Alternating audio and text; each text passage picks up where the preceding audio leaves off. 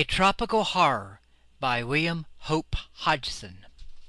We are 130 days out of Melbourne, and for 3 weeks we had lain in this sweltering calm. It is midnight, and our watch on deck until 4 a.m. I go out and sit on the hatch. A minute later, Jokey, our youngest apprentice, joins me for a chatter. Many are the hours we have sat thus and talked in the night watches, though to be sure it is Jokey who does the talking. I am content to smoke and listen, giving the occasional grunt at seasons to show that I am attentive. Jokey has been silent for some time, his head bent in meditation. Suddenly he looks up, evidently with the intent of making some remark. As he does so, I see his face stiffen with a nameless horror. He crouches back, his eyes staring past me at some unseen fear. Then his mouth opens. He gives forth a strangled cry and topples backwards off the hatch, striking his head against the deck. Fearing I know not what, I turn to look. Great heavens! Rising above the bulwark, seen plainly in the bright moonlight,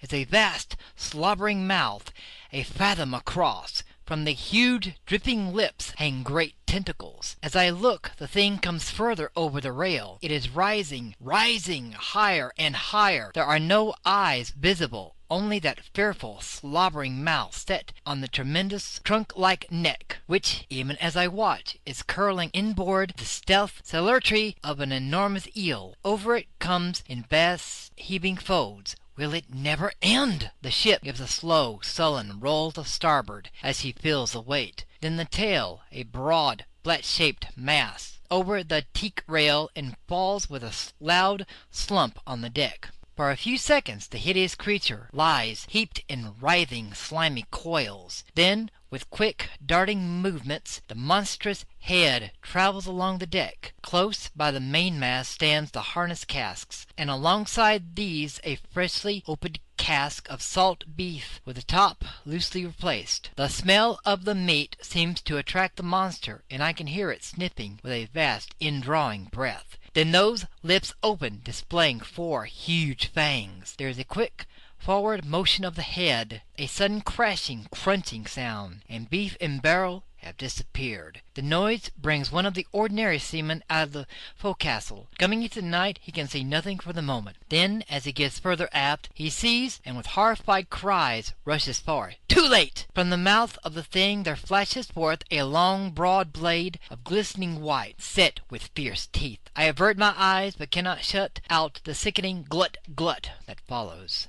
The man on the lookout, attracted by the disturbance, has witnessed the tragedy, and flies for refuge in the forecastle, flinging to the heavy iron door after him. The carpenter and the sailmaker come running out of the half-deck in their drawers. Seeing the awful thing, they rush aft to the cabin with shouts of fear. The second mate, after one glance over the break of the poop, runs down the companionway with the helmsman after him. I can hear them barring the scuttle, and abruptly I realize that I am on the main deck, alone. So far I have forgotten my own danger. The past few minutes seem like a portion of an awful dream. Now, however, I comprehend my position, and, shaking off the horror that has held me, turn to seek safety. As I do so, my eyes fall upon Jokey, lying huddled and senseless with fright where he has fallen.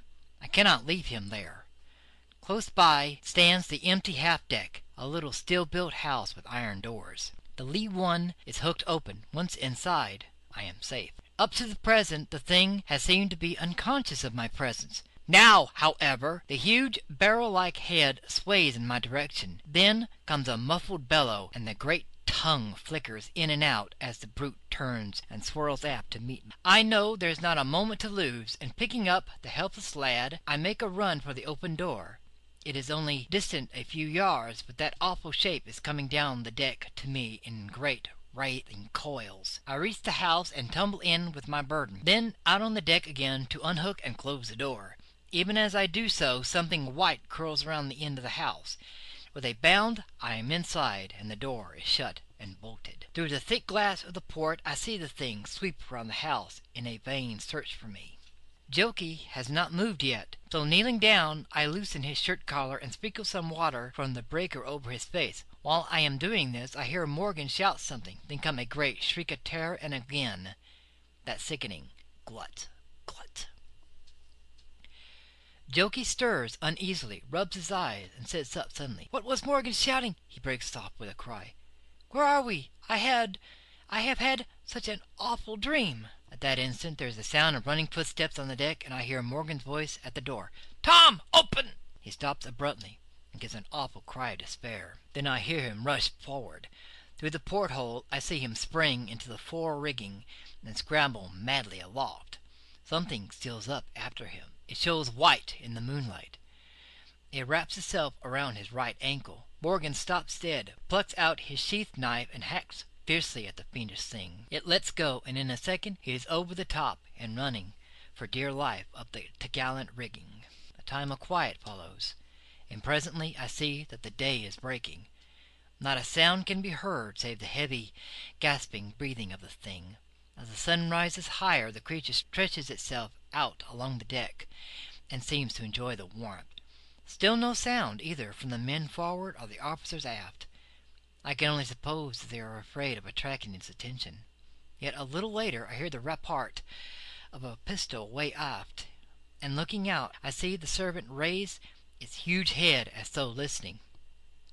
As it does so I get a huge view of the forepart, and in the daylight see what the night has hidden. There, right about the mouth, is a pair of little pig eyes that seem to twinkle with a diabolical intelligence. It is swaying its head slowly from side to side. Then, without warning, it turns quickly and looks right in through the port. I dodge out of sight, but not soon enough. It has seen me and brings its great mouth up against the glass. I hold my breath. My God, if it breaks the glass! I cower horrified. From the direction of the port there comes a loud, harsh scraping. I shiver. Then I remember that there are little iron doors to shut over the port in bad weather. Without a moment's waste of time I rise to my feet and slam to the door over the port. Then I go round the others and do the same. We are now in darkness, and I tell Jokey in a whisper to light the lamp, which, after some fumbling, he does. About an hour before midnight I fall asleep. I am awakened suddenly some hours later by a scream of agony and the rattle of a water dipper. There is a slight scuffling sound, then that soul-revolting glut, glut. I guess what has happened. One of the men for'ard has slipped out of the forecastle to try and get little water. Evidently he has trusted to the darkness to hide his movements. Poor beggar! He has paid for his attempt with his life. After this I cannot sleep, though the rest of the night passes quietly enough. Towards morning I doze a bit, but wake every few minutes with a start. Jokey is sleeping peacefully. Indeed, he seems worn out with the terrible strain of the past 24 hours. About 8 a.m. I call him, and we make a light breakfast off the dry ship's biscuits and water. Of the latter, happily, we have a good supply. Jokey seems more himself and starts to talk a little, possibly somewhat louder than is safe. For as he chatters on, wondering how it will end, there comes a tremendous blow against the side of the house, making it ring again. After this, Jokey is very silent. As we sit there, I cannot but wonder what all the rest are doing, and how the poor beggars for'ard are faring, cooped up without water, as the tragedy of the night has probed. Towards noon, I hear a loud bang, followed by a terrific bellowing. Then comes a great smashing of woodwork, and the cries of men in pain. Vainly I ask myself what has happened. I begin to reason. By the sound of the report it was evident something much heavier than a rifle or pistol, and judging from the mad roaring of the thing, the shot must have done some execution. On thinking it over further, I become convinced that by some means those aft have got hold of the small signal cannon we carry, and though I know that some have been hurt, perhaps killed, yet a feeling of exultation seizes me as I listen to the roars of the thing, and realize that it is badly wounded, perhaps mortally. After a while, however, the bellowing dies away, and only an occasional roar, denoting more of anger than aught else, is heard. Presently I become aware, by the ship's canting over to starboard, that the creature has gone over to that side, and a great hope springs up within me, that possibly it has had enough of us, and is going over the rail into the sea. For a time all is silent, and my hopes grow stronger. I lean across and nudge Jokey, who is sleeping with his head on the table. He starts up sharply with a loud cry. "Hush!" I whisper hoarsely. "I'm not certain, but I do believe it's gone." Jokey's face brightens wonderfully, and he questions me eagerly. We wait another hour or so, with hope ever rising. Our confidence is returning fast. Not a sound can we hear, not even the breathing of the beast. I get out some biscuits, and Jokey, after rummaging in the locker, produces a small piece of pork and a bottle of ship's vinegar. We fall to with relish. After our long abstinence from food, the meal acts on us like wine, and what must Jokey do but insist on opening the door, to make sure the thing has gone. This I will not allow, telling him that at least it would be safe to open the iron port covers first and have a look out. Jokey argues, but I am immovable. He becomes excited. I believe the youngster is light-headed. Then, as I turn to unscrew one of the after covers, Jokey makes a dash for the door. Before he can undo the bolts, I have him, and after a short struggle lead him back to the table. Even as I endeavor to quiet him, there comes at the starboard door, the door that Jokey has tried to open, a sharp, loud sniff, sniff, followed immediately by a thunderous grunting howl, and a foul stench of putrid breath sweeps in under the door. A great trembling takes me, and were it not for the carpenter's tool chest I should fall. Jokey turns very white, and is violently sick, after which he is seized by a hopeless fit of sobbing. Hour after hour passes, and, weary to death, I lie down on the chest upon which I have been sitting and try to rest. It must be about 2:30 in the morning, after a somewhat longer doze, that I am suddenly awakened by a most tremendous uproar away forward. Men's voices shrieking, cursing, praying, but in spite of the terror expressed, so weak and feeble, while in the midst, and at times broken off short with that hellishly suggestive glut, glut, is the unearthly bellowing of the thing. Fear incarnate seizes me, and I can only fall to my knees and pray. Too well I know what is happening. Jokey has slept through it all, and I am thankful. Presently, under the door there steals a narrow ribbon of light, and I know that the day has broken on the second morning of our imprisonment. I let Jokey sleep on. I will let him have peace while he may. Time passes, but I take little notice. The thing is quiet, possibly sleeping. About midday I eat a little biscuit and drink some water. Jokey still sleeps. It is best so. A sound breaks the stillness. The ship gives a slight heave, and I know that once more the thing is awake. Round the deck it moves, causing the ship to roll perceptibly. Once it goes forward, I fancy again to explore the forecastle. Evidently it finds nothing, for it returns almost immediately. It pauses a moment at the house, and then goes on further aft. Up aloft, somewhere in the fore-rigging, there rings out a peal of wild laughter, though sounding very faint and far away. The horror stops suddenly. I listen intently, but hear nothing, save a sharp creaking beyond the after end of the house, as though a strain had come upon the rigging. A minute later I hear a cry aloft, followed almost immediately by a loud crash on the deck that seems to shake the ship. I wait in anxious fear. What is happening? The minutes pass slowly. Then comes another frightened shout. It ceases suddenly. The suspense has become terrible, and I am no longer able to bear it. Very cautiously I open one of the after port covers and peep out to see a fearful sight.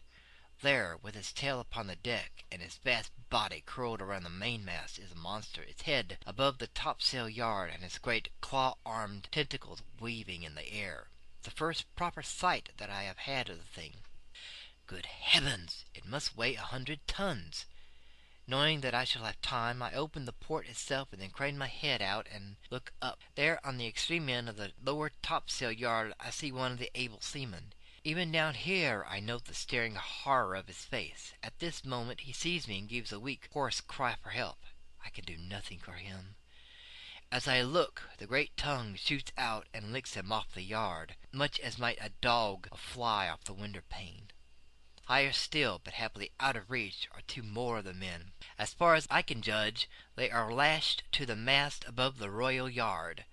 The thing attempts to reach them, but after a futile effort it ceases, and starts to slide down, coil by coil, to the deck. While doing this, I notice a great gaping wound on its body some 20 feet above the tail. I drop my gaze from aloft and look aft. The cabin door is torn from its hinges, and the bulkhead, which, unlike the half-deck, is of teak wood, is partly broken down. With a shudder, I realize the cause of those cries after the cannon shot. Turning, I screw my head round and try to see the foremast, but cannot.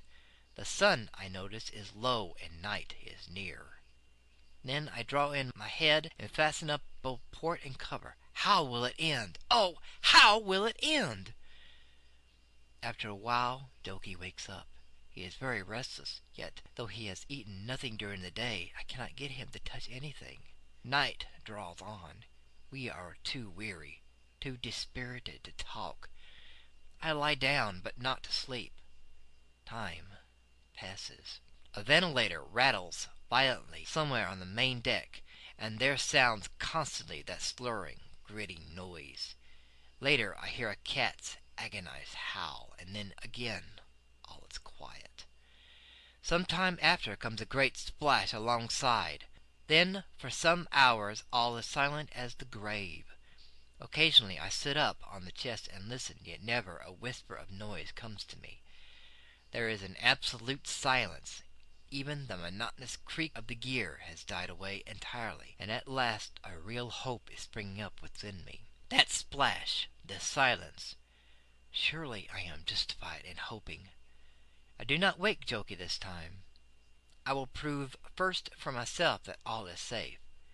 Still I wait. I will run no unnecessary risks. After a time I creep up to the altar port and will listen. But there is no sound. I put up my hand and feel at the screw. Then again I hesitated, yet not for long.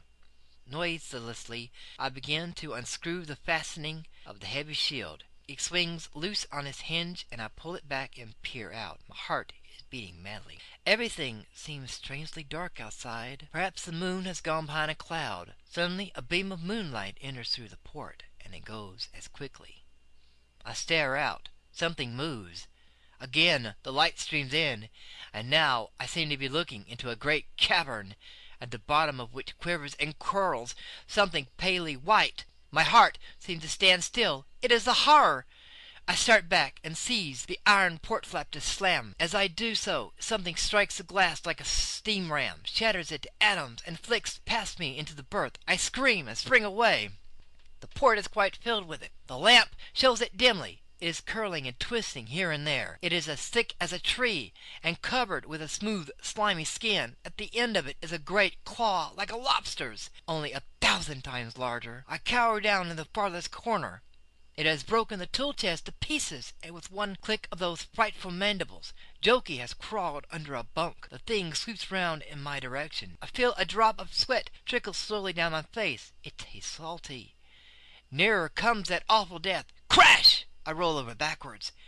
It has crushed the water breaker against which I faint, and am rolling in the water across the floor. The claw drives up, then down with a quick, uncertain movement, striking the deck a dull, hollow blow a foot from my head. Jokey gives a little gasp of horror. Slowly the thing rises and starts feeling its way around the berth. It plunges into a bunk and pulls out a bolster, nips it in half and drops it, then moves on. It is feeling along the deck. As it does so, it comes across a half of the bolster. It seems to toy with it, then pick it up. It takes it out through the port. A wave of putrid air fills the berth.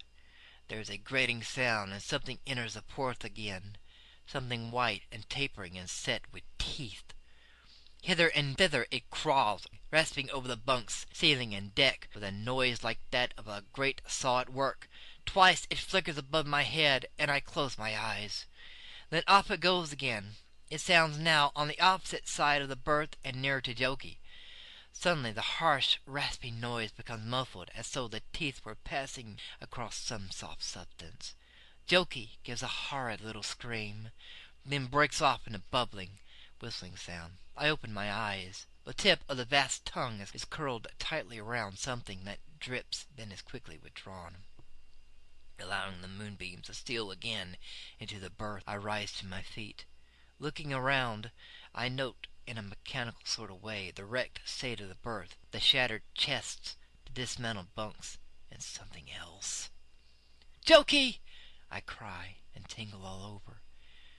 There is that awful thing again at the port. I glance around for a weapon. I will revenge Jokey. Ah, there right under the lamp, where the wreck of the carpenter's chest strews the floor, lies a small hatchet.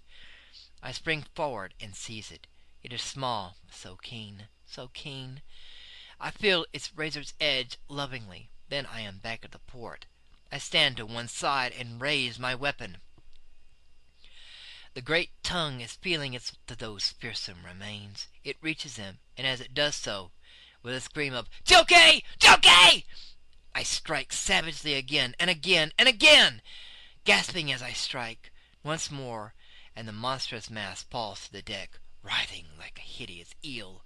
A vast warm flood rushes in through the porthole.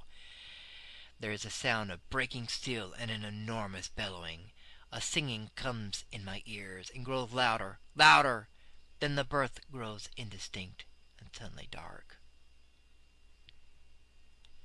Extract from the log of the steamship Hispaniola. June 24th.